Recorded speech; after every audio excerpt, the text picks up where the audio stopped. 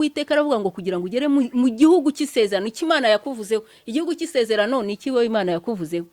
Hari aho yakubwiye izakugeza, hari urugo yakubwiye uzayibamo, hari urubyaro yakubwiye, hari ubutunzi yakubwiye, hari amashuri yakubwiye, yewe hari n'umurimo w'Imana ivuga butumwa yakubwiye. Icyo nicyo gihugu cyawe cy'amasezerano. Ariko nudakurikiza uko Uwiteka kuyobora muri byose, ntuzatangara utabigezemo. Ngo Uwiteka ashobora kukuyobora mu nzira z'umubabaro, akagutegura inzira z'umubabaro kuko arimo kugutoza. Ariko wagera ukitotomba kavuga ngo Imana ntiyigeze kumenya, ngo ngiye Imana iranyanga, ngo ningiye yigirizaho nkana. Hoya, ugomba kwemera inzira Uwiteka kuyoboyemo zose. Kuyobora mu bibazo, we saba imbaraga zo kubigendamo neza, usaba imbaraga zo guhamya muri ibyo bibazo, usaba imbaraga zo kunesha mu gihe ugeze mu bigeragezo. Ayo maraso naya Yesu, cya kiganza nacyo nige, wa mutima w'imbabazi nyinshi nawo, Yesu Kristo. Nongeye ndabasuhuje mu izina ry'Umwami wacu Yesu Kristo. Nongeye gushima Imana yaturinze, yabanye natwe. Shima Imana ko ingaruye kuri iyi mikoro ya televiziyo Ikamba Karuvari TV. Shima Imana ko yandinze mu bibazo nahuye nabyo, ntibyampitanye, nabanye n'Uwiteka, none yongeye kungarura amahoro. Shima Imana. Imana ishimwe rero, reka dusenge mu izina rya Yesu. Mana, ndagushimye, ndaguhimbaje, ndagushimye kubw'urukundo rwawe, ndagushimye kubwo kurinda kwawe, wabanye nanjye, warandinze, wabanye na mwene data unkurikiye ndetse n'uzankurikira, none wongeye kuduha kuba bazima, duhuye turi bazima. Ndagushimye, izina ryawe rihabwe icyubahiro. Ngiye kuvuga ijambo ryawe rero, ntaba ari igihe ahubwo Mwuka Wera bari unganzaho, Mwuka Wera ari ubana nanjye, ntihagaragare jye ahubwo hagaragare wowe muri jye. Mana, uzumvira ijambo wese azafashwe naryo, kandi Uwiteka nanjye ubwanjye rimfashe. Bisenze byizeye mu izina ry'Umwami wacu Yesu Kristo, amen. Amazina yanjye ni Kananura Liliane, ndakijijwe kandi nkunda Yesu. Ndi umukozi w'Imana mu itorero Calvary Crown Ministry, ndi umupasiteri. Imana iduhana umugisha, amen. Reka dusangire ijambo ry'Imana rero Uwiteka yashyize ku mutima wanjye. Turarisanga mu Gutegeka kwa 2, ni igice cya mbere, turahera ku murongo wa 34.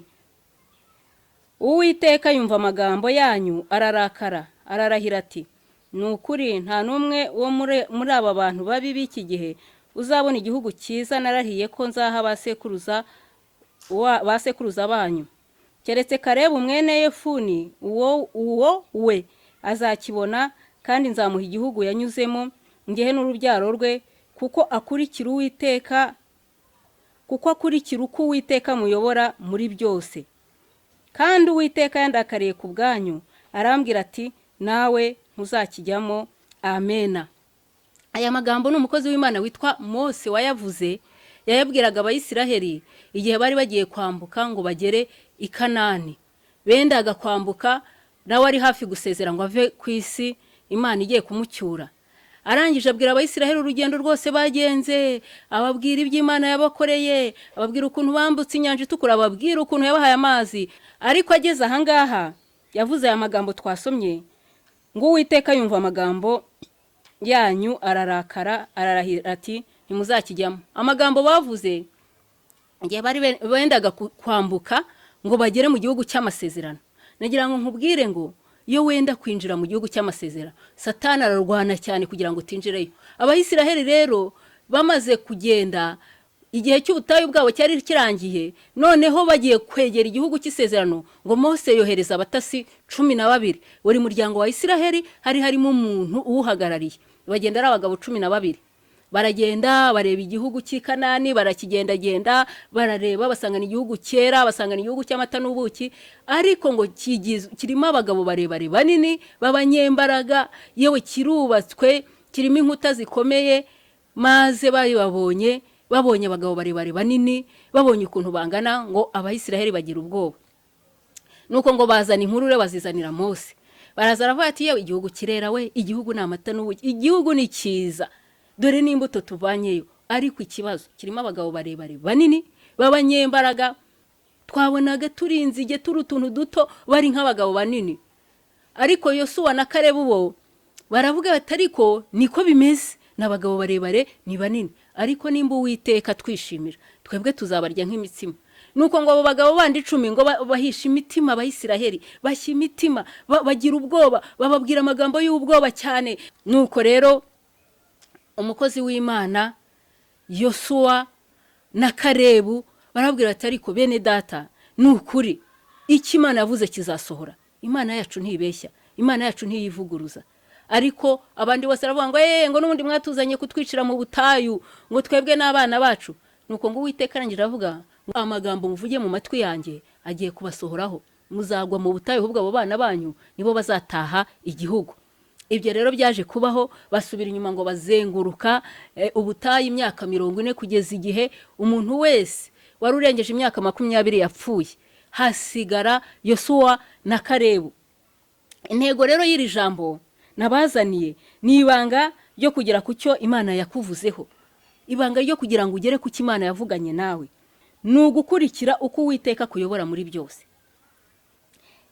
Ngo impamvu Yosuwa na Kalebu ari bo bantu bonyine mu bari basagije imyaka 20 bageze mu gihugu cy'isezerano, nuko ngo bakurikiraga Uwiteka mu byo abayoboyemo byose. Kugira ngo ugere ku cyo Imana yakuvuzeho, ni ugukurikira inzira yose Uwiteka kuyoboramo. Mose yewe na Aroni ntago bageze mu gihugu cy'isezerano, yewe na Miriyamu. Kubera iki? Kubera ko batakurikije Uwiteka, abatakurikiye uko Uwiteka bayobora muri byose. Mose nawe aravuga ngo nanjye dore kubera mwebwe mwatumye ndakara, sinakurikira uko Imana inyoboye. Ubwo Imana yari imbwiye ngo nimbwira urutare rutanga amazi mwandakaje, nuko kubera umujinya agira gutya arakubita, akubise Uwiteka aravuga ati noneho ntago ugera mu gihugu cy'isezerano, ntacyo uzajyamo. Waragerageje ariko ntago ukurikira uko nkuyoboramo kose. Ibyo kubwa Abayisiraheli n'umujinya n'ukuntu barushyaga Mose bituma na Mose atagera mu gihugu cy'isezerano, nubwo Imana yamutangiraga ubuhamya. Yaravuze ngo mu bantu bose ngo Mose ngo niwe uvugana n'Imana imbona nkubone, ngo kandi ngo niwe ukora ibyiza mu rugo rwe rwose mu Bayisiraheli bose icyo gihe. Ariko kubera ko atakurikiye uko Uwiteka muyobora muri byose, byatumye atagera mu gihugu cy'isezerano. Ushobora gukorera Imana ukiranuka nka Mose, ariko ukanga gukurikira uko Uwiteka kuyobora. Uwiteka tuyobora mu ijambo, yenda ijambo ry'Imana reka bari kubwira ngo ntukabeshye, ariko wowe ukavuga ngo kubeshya si icyaha, ngo kubeshya ntago bigoye, ngo kubeshya ntawe byangiza, ngo kubeshya. Ariko Uwiteka aravuga ngo kugira ngo ugere mu gihugu cy'isezerano cy'Imana yakuvuzeho. Igihugu cy'isezerano ni kiwe Imana yakuvuzeho. Hari aho yakubwiye izakugeza, hari urugo yakubwiye uzayibamo, hari urubyaro yakubwiye, hari ubutunzi yakubwiye, hari amashuri yakubwiye, yewe hari n'umurimo w'Imana ivuga butumwa yakubwiye. Icyo nicyo gihugu cyawe cy'amasezerano. Ariko nudakurikiza uko Uwiteka kuyobora muri byose, ntuzatangara utabigezemo. Nagira nkubwire ngo Abayisiraheli bahagurutse, Imana ibabwiye ngo mbajyanye mu gihugu cy'amata n'ubuki. Abahagurutse bose kereka abantu 2 nibo bambutse bagera i Kanani. Abana bavukiye mu butayu nabo nibo bageze, ariko abandi bose abahanga mu bya Bibiliya bavuga ngo bari nka 3,000,000. Ibaze 3,000,000 zose zapfiriye mu butayu, hasigara abagabo 2. Ngo kubera iki? Kubera ko bakurikizaga uko Uwiteka yabayoboraga muri byose. Iyo Uwiteka guhamagaye agira uko kuyobora, kubwo umurimo aguhamagariye, kubwo aba guhamagariye kuyobora se, kubwo abo aguhamagariye kuzabwiriza. Ashobora kukubwira ngo witware gutya bitandukanye nuko ngewe nitwara, akakubwira ngo ujye wambara gutya bitandukanye nk'uko yenda umushumba wawe yambara, akakubwira ngo ujye usokoza gutya bitandukanye yenda nk'uko abo wigiraho basokoza. Ariko Imana ibikuyobora bitewe n'uko igushaka n'uburyo izagukoresha. Iyo ushaka rero kubona icyo Imana yakuvuzeho, emera Uwiteka kuyobore, emera kuyoboka inzira Uwiteka kuyoboramo zose. Nakubwira ngo caha uhace, nakubwira ngo reka iki ukireke, sans discussion. Tavuze ngo nabandi barabikora, ngo bajeni tungana niko bambara. Uyu Uwiteka nakubuza kwambara gutyo, bireke. Ugomba gukora uko Uwiteka kuyoboye kugira ngo azakugeze ku gihugu cyawe cy'amasezerano, kugira ngo uzakugeze ku cyo yakuvuzeho. Iyo utemera kuyoborwa n'Uwiteka Imana, ntuzatanga urupfu utageze ku Imana yakuvuzeho.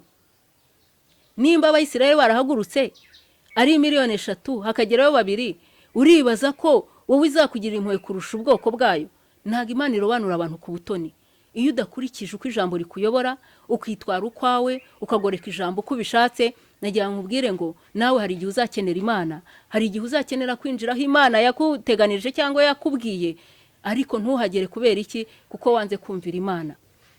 Ngo Yosuwa na Kalebu binjira mu gihugu cy'isezerano kuko bemeye kuyoboka inzira Uwiteka yabayoboragamo yose. Bagera mu butayu babura amazi, bakavuga batari ko Uwiteka watuzanye mu butayu ntabwo yatuzanye kutwicisha inyota. Bakizera ko amazi ari buboneke, akaboneka bakayanywa, bo batitotombye abandi bitotombye. Bagera mu butayu bahura n'ibibazo, bakumbura inyama, bakavuga atari ko Uwiteka hatujyana hari inyama nyinshi, nabwoba igihe gikureye tuzazirya. Ariko abandi bakitotomba, nuko ngo Uwiteka akazibaha zikabaca mu mazuru. Kubera iki?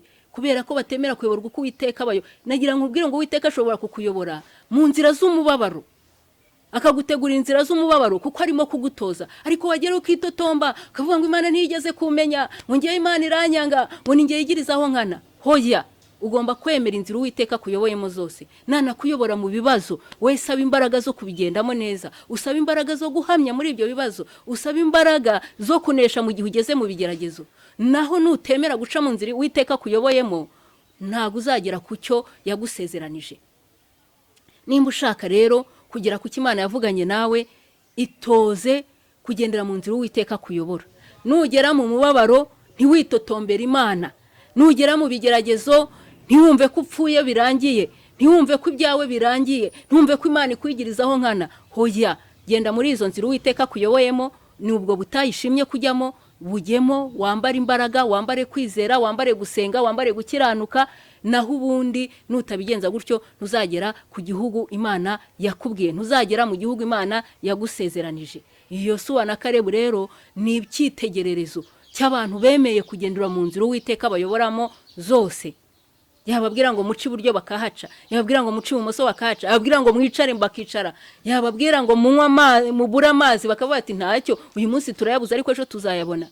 Yababwira ngo mbajyanye mu gihugu cy'isezerano, bagera basanga ari ibigabo binini by'ibikosto, bakavuga ati ntacyo, ubwo ari Uwiteka wabivuze no kubisohoza azabisohoza. Ijambo ry'Imana rero ritugira inama. Iri ni ibanga ryo kugera ku Imana yakuvuzeho, nukwemera guca mu nzira Uwiteka akuyoboyemo zose. Nakuyobora uburyo butandukanye nuko ayobora abandi, emera kugenda muri iyo nzira. Nakuyobora butandukanye nuko ayobora umushumba wawe, emera kugenda muri iyo nzira. Umuhamagaro ntago ari umwe.